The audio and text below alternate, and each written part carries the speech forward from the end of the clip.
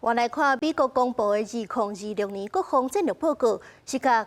保卫美国的本土列做上优先。这份报告的内容是无讲到咱台湾。咱国安会秘书长吴钊燮表示讲，美国核心目标有关是加强第一岛链的防守，所以讲咱台湾会继续增加国防投资。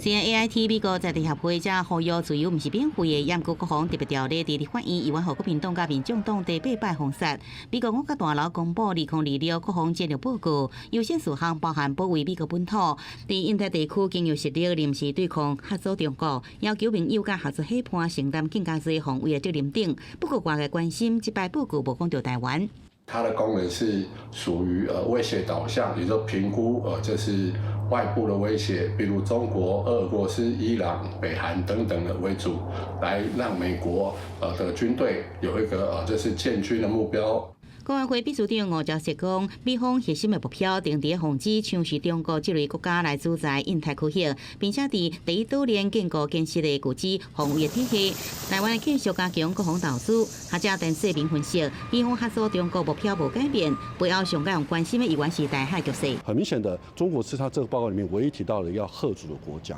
那这很明显都指的都是针对中国，他如果去嚇阻中国不要去做这个事情，而中国最有可能会去做这个事情，当然就是对我们台湾嘛。台湾当然是最有可能引起美中爆发一个大战的一个最重要的一个可能的关键。学者强调，美方对台军售甲印太部署这策略其实大方向拢无改变，建议台湾要继续强化自我防卫的能力，台美共同促进台海稳定。